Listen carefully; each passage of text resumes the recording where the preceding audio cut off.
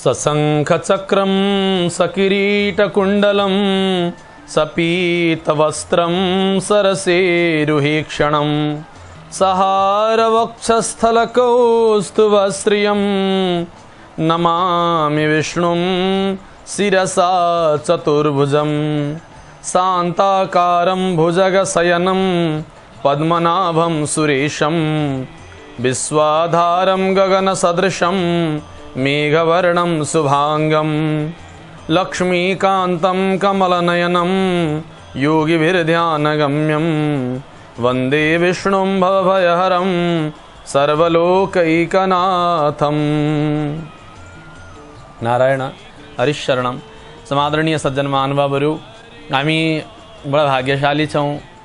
जुन जुन दिवस हामी विशेष रूपले मनाइरहेका हुन्छौँ अथवा हाम्रा बिचमा आइरहेका हुन्छन्, के गर्ने कसरी गर्ने भन्ने चिन्तन भइरहँदा हामीलाई हाम्रा शास्त्रले नै उपाय दिन्छन्, यसो यसो गरेर तिमीले यो कर्मलाई पूर्ण गर भनेर। त यसै गरेर नै यो पुरुषोत्तम महिनाको अवधिमा के गर्ने कसो गर्ने के नगर्ने भन्ने कुराको हामीलाई दुविधा हुन्थ्यो होला। तर स्वयं बृहन्नारदीय पुराण अन्तर्गत पुरुषोत्तम मासको महात्म्यलाई उद्धृत गरिदिनु भएर हाम्रा पूर्वाचार्यहरूले हामीलाई ठुलो कृपा गर्नुभएको छ र हामीले श्रवण गरिरहेका छौँ महात्म्यलाई पुरुषोत्तम मासको। और पुरुषोत्तम मास महात्म्य अन्तर्गत हामीले अतिथि सत्कार और दीपदानका प्रसङ्गका बारेमा चर्चा गऱ्यौँ। अब सज्जनहरू, यहाँ यो प्रसङ्ग अन्तर्गत अब हामीले जो प्रसङ्गहरूलाई श्रवण गर्न गइरहेका छौँ, यो प्रसङ्ग बाँकी अगाडिका प्रसङ्गहरू पनि हाम्रो लागि उत्तिकै महत्त्वपूर्ण रहेको छ। और हामीलाई के सिकाइएको छ भनेदेखि यो पुरुषोत्तमको व्रत गर्नेवाला व्यक्तिहरूले अब व्रतको उद्यापन चाहिँ कसरी गर्नुपर्दछ त। तो अब यो 25औं अध्यायमा यो प्रसङ्गको चर्चा गरिएको छ। आउनु सज्जनहरू, हामी त्यो प्रसङ्गको चर्चा गर्छौँ। दृढ धनवाले यो पुरुषोत्तम मास महात्म्यमा यो प्रश्न गर्नुभएको छ। अथ सम्यक बद ब्रह्मन् उद्यापन विधिम मुने पुरुषोत्तम मासीय व्रतिनाम कृपया नणाम। हजुरले पुरुषोत्तमका व्रतिहरूले अब व्रतको उद्यापन कसरी गर्नुपर्छ त्यो पनि भनिदिनुहोस्। त वाल्मीकि मुनि भन्नुहुन्छ, व्रतका सम्पूर्णताका लागि उद्यापनका विधि संक्षिप्त रूपमा बताउँदैछु, सुन्नुहोस्। पुरुषोत्तम महिनामा उसको कृष्ण पक्षको चतुर्दशीमा या नवमीमा अथवा अष्टमीमा यसको उद्यापन गर्नुपर्छ भनेर भनिएको छ। जस्तो सुरुवातमा जहिले पनि अब पुरुषोत्तमको महिना सुरु हुने बित्तिकै सुरुवातमा शुक्ल पक्ष पर्दछ और त्यस पछाडि कृष्ण पक्ष पर्ने हुन्छ। त्यो उद्यापन यसरी गर्नुपर्दछ, नवमी पहिला चतुर्दशीमा या नवमीमा या अष्टमीमा गर्नु भनिएको छ। यस पवित्र पुरुषोत्तम महिनामा बिहानै उठेर सजिलै पाइने पूजाका सामग्रीहरू तयारी गर्नु, शान्त चित्तको भएर सदाचारी अनि विष्णु भक्तिमा लागि परेका पत्नी सहितका 30 जना ब्राह्मणहरूलाई निमन्त्रणा गर्नु अर्थात् बोलाउनु, सकिन्छ भने 30 जनालाई। हिबुपते आफ्नो धनको सावगास अनुसार यथाशक्ति जति सकिन्छ 5 वटा वा 7 वटालाई निम्ता गर्नु। त्यस पछाडि समयमा मध्याह्नको समयमा 16 किलो अथवा त्यसको आधा, त्यसको पनि नभए आधा, अनि आफ्नो क्षमताले भ्याए अनुसार पञ्चधान्यले उत्तम सर्वतोभद्र मण्डल बनाउनु। त्यसपछि त्यस सर्वतोभद्र मण्डलमाथि राम्रा शुद्ध नकुचिएका नचुहुने माटोकै भए पनि 4 वटा कलश थाप्नु पर्दछ। 4 व्यूह रक्षकका प्रतीकका रूपमा मण्डलको चारैतिर श्रीफलले सहित भएका शुद्ध वेश वस्त्र बेरिएका र पानको पात पनि राखिएका यस्ता 4 कलशमा क्रमैले वासुदेवलाई अनि हलधरलाई तथा उत्तम भगवान प्रद्युम्न र अनिरुद्धलाई स्थापना गर्नुपर्दछ। पुरुषोत्तम महिनाको व्रत थालनी वा थापिएका राधा सहितका ती देवदेवेश देवताहरूका लागि देवता पुरुषोत्तम भगवानलाई कलशै सहित त्यस ठाउँबाट ल्याएर मण्डलका माथि बीचमा स्थापना गर्नुपर्दछ। अर्थात् हामी जल लिएर आउँदछौँ नि त, त्यो जललाई ल्याएर स्थापना गर्नुपर्दछ। अनि भगवानका भक्तलाई ब्राह्मणलाई आचार्य गराउनु पर्दछ। यसमा जप गराउन चाहने 4 वटा मात्र अरू थप ब्राह्मण वरण गर्नुपर्दछ। वरण गर्दा तिनलाई हातमा सकिन्छ भनेदेखि सुनसहित वस्त्र पनि दिनु भनेर बताइएको छ। सकिँदैन भने यथाशक्य गर्ने भन्ने कुरा हो।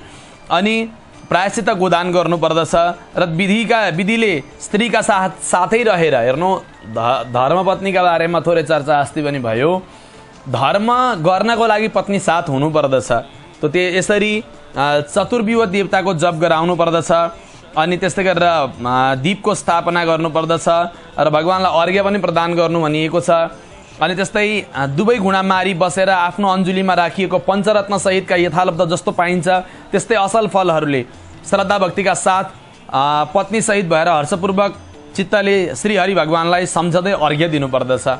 अर्घ्य दिँदा भन्ने के त भन्दा देव देव नमस्तुभ्यम पुराण पुरुषोत्तम गृहाणार्घ्यम मया दत्तम राधया सहितो हरे।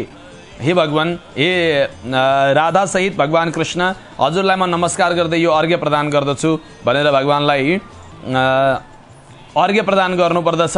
र त्यस्तै गरेर हरि भगवानलाई नमस्कार गरेर स्वाहा भन्दै तिलको हवनहरू पनि गर्नु भनेर बताइएको छ। अनि त्यस्तै गरेर त्यसपछि राधाले सहित भएका पुरुषोत्तम भगवानलाई निराजन आरती पनि गर्नुपर्दछ। अनि त्यस्तै गरेर प्रेमपूर्वक निराजन आरती गरिसकेपछि ध्यान गर्नुपर्दछ। अनि त्यसपछि ध्यान गर्दाखेरि पनि भगवानका सुन्दर नामहरूको चिन्तन गर्नु, भगवान हरिलाई नमस्कार गर्नुपर्दछ। र त्यसपछि प्रसन्न चित्तले आचार्यहरूलाई दक्षिणा दिनुपर्दछ, किनभने पूजनका विधिका बारेमा अगाडि पनि हामीहरूले श्रवण गरिसकेका छौँ। त यसरी आचार्यलाई भक्तिपूर्वक वस्त्र र आभरणले प्रसन्न पार्नुपर्दछ। अनि सकेको आफूले दक्षिणा पनि गर्नु पर्यो। त्यस पछाडि गोदान पनि गर्नु भनेर बताइएको छ। तिल पात्र पनि दान गर्नुपर्दछ।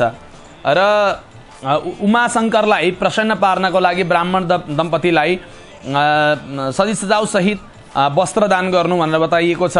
त्यस्तै गरेर जुत्ता दान गर्नु भनेर भनिएको छ। पददान गर्नु भनेर बताइएको छ। पददानमा आसन, धोती, उपरना, पञ्चपात्रो, कमण्डलु आदि दान गर्नुपर्दछ।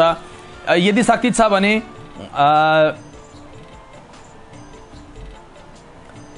श्रीमद् भागवतको पुस्तक पनि दान गर्नु भनेर बताइएको छ। र किनकि श्रीमद् भागवत साक्षात् भगवानको अद्भुत रूप हो, त त्यसरी दान गर्नाले बहुत ठुलो उपकार हुने भनेर बताइएको छ।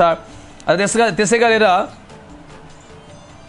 त्यो भागवतलाई अझ वस्त्र आभूषण सहित प्रदान गर्न सके अझै राम्रो। र एउटा एकदमै जान्नै पर्ने महत्त्वपूर्ण कुरा आज आएर बल्ल यहाँ चर्चा आउँदैछ, यो अगाडिदेखि नै हामीलाई थाहा छ। अनि कुनै हालतमा पनि बीचमा 30-30वटा मालपुवाहरूले भरिएको 30वटा काँसका थालहरू र डबकाहरू दान दिनै पर्छ। यो पुरुषोत्तमको सबैभन्दा महत्त्वपूर्ण कुरा। अब यहाँ 30वटा भनिएको छ, 33वटा अथवा 31वटा बनाएर दिने चलन छ, वा 30वटा भए पनि गर्नुपर्दछ। किनकि हे पृथ्वीपते, हे राजन, ती प्रत्येक मालपुवामा कुल जति छिद्र रहेका छन् त्यति 1000 वर्षसम्म त्यो व्यक्ति वैकुण्ठ लोकमा रहन पाउने हुन्छ। त्यसपछि त्यहाँबाट योगीहरूले पनि कठिनाइले प्राप्त गर्न सकिने गोलोकमा जान सक्दछ। र त्यो जो 2.5 सेर वा 2.5 किलो काँसको थाल वा डबकालाई काँस्य सम्पुट भनिएको छ। र त्यो वास्तवमा त्यो दान भनेको चाहिँ ब्रह्माण्ड दान गरे बराबरको पुण्य हुन्छ भनेर बताइएको छ। त त्यसरी सम्पुट बनाउनु पर्दछ अनि दान गर्नुपर्दछ। र नजिकै सङ्कल्प पढेर अनि दान गर्नु भनेर बताइएको छ। ब्राह्मणहरूलाई भोजन गराउनु पर्दछ। विविध प्रकारका परिकारहरू पनि खुवाउनु पर्दछ। र त्यस्तै गरेर जो उत्तम पकवान्नहरू, त्यस्तै गरेर भनौँ न फुलौराहरूको कुरा छ, त्यस्तै गरेर चिनी र घिउमा मात्र पकाइएका घेबरहरू अनि बर्फी भए यस्ता वस्तुहरू दान गर्नाले पनि, पाकेका आँपहरू दान गर्नाले पनि कल्याण नै हुन्छ। त्यस्तै गरेर 6वटै रस, पिरो, अमिलो, मिठो, टर्रो, तितो, नुनिलो र सबै प्रकारका भोजन, चुस्ने, चाट्ने, चपाउने, पिउने यी सबै प्रकारका भोजनहरूले मिठोसँग भावले अर्पण गरेर ब्राह्मणले त्यसलाई स्वीकार गर्नु हो भने अवश्य पनि भगवानले उसलाई इच्छाएका वस्तु प्रदान गर्नुहुन्छ। अरू ब्राह्मणले भनिदिनुहोस् तपाईँको व्रत पूर्ण भयो भनेर यसले पनि ठुलो पुण्य प्रदान हुन्छ। अनि भोजन पश्चात पान, दिदा, इलाइची, ल्वाङ, कपुर इत्यादि पनि प्रदान गर्नु भनेर भनिएको छ। भगवानलाई प्रिय लाग्ने वस्तु जो आफूले भगवानलाई अर्पण गरौँ भन्ने लाग्दछ त्यो वस्तु ब्राह्मणलाई अर्पण गर्नु, ब्राह्मण दम्पतिलाई अर्पण गर्नु भनेर बताइएको छ। र वस्त्र आभूषण प्रदान गर्नु त छँदैछ, हातमा एक-एकवटा बाँसुरी पनि यदि दान गर्न सकियो भनेदेखि त्यसको पनि ठुलो महिमा छ सज्जनहरू। त्यसपछि आफ्नो गाउँको सीमासम्म पुर्याएर ब्राह्मणहरूलाई दान दिनुपर्छ, के अरे विदा गर्नु, अनि मन्त्रहीनम क्रियाहीनम भन्ने मन्त्रले भगवानसँग क्षमा याचना गर्नु र त्यसपछि भगवानकै नामले, अच्युत भगवानको नामले यो सबै पुरा होस् भनेर आफूले भाव गर्नु। अनि औँसीका दिन आएपछि रातमा जागरण गर्नु, राति नै अघि सुनको प्रतिमामा आह्वान गरिएका राधिकासहित भगवान पुरुषोत्तमको पूजा गर्नुपर्दछ, किनभने अन्तिम दिन रहन्छ यो। र त्यस पछाडि विसर्जन गर्नु, भगवानलाई पनि गच्छ गच्छ इत्यादि मन्त्रहरूले विदा गर्नु, अनि आचार्यलाई पनि त्यो दान गर्नुपर्दछ। त्यसपछि पुरुषोत्तम महिनाको व्रत गर्ने र जुन जुन जन्ममा जुन प्रकारको दुःख दरिद्रता भोग्नु परेको छ, यस्ता पुरुषोत्तमका व्रत गर्नेवाला व्यक्तिले सम्पूर्ण आफ्ना ती अवगुणहरूलाई, पापहरूका समूहलाई नाश गर्न सक्दछ भनेर बताइएको छ। यस्ता प्रकारले जो मनुष्य यस श्लोकमा श्रीकृष्णको अत्यन्त प्रिय पुरुषोत्तम महिनाको व्रत गर्दछ, श्रद्धा भक्तिपूर्वक गर्दछ भने, एउटा पनि विधि नछाडिकन गर्दछ, त्यो मनुष्य सम्पूर्ण पापका थुप्रोहरूबाट छुटेर अनि गोलोकमा जान सक्दछ भन्ने सम्मको प्रसङ्गको चर्चा गरिएको छ। यो 25औं अध्यायमा हामीले श्रवण गरेका छौँ सज्जनहरू। आगामी दिनमा निरन्तर अब हामीसँग थोरै प्रसङ्गहरू आगामी दिनमा बाँकी छन्। हामीसँग लगभग दिनको हिसाबले पनि अब 6-7 दिन मात्रै बाँकी रहेको छ। त्यही हुनाले यी प्रसङ्गहरूलाई हामीहरूले निरन्तर रूपमा अब श्रवण गर्दै जानेछौँ बचेका शेष दिनमा पनि। हवस् त, समय दिएर सुन्नुभएकोमा यहाँहरू सबैको कल्याण होस्, मङ्गल होस्। नारायण कृष्ण अर्पणमस्तु।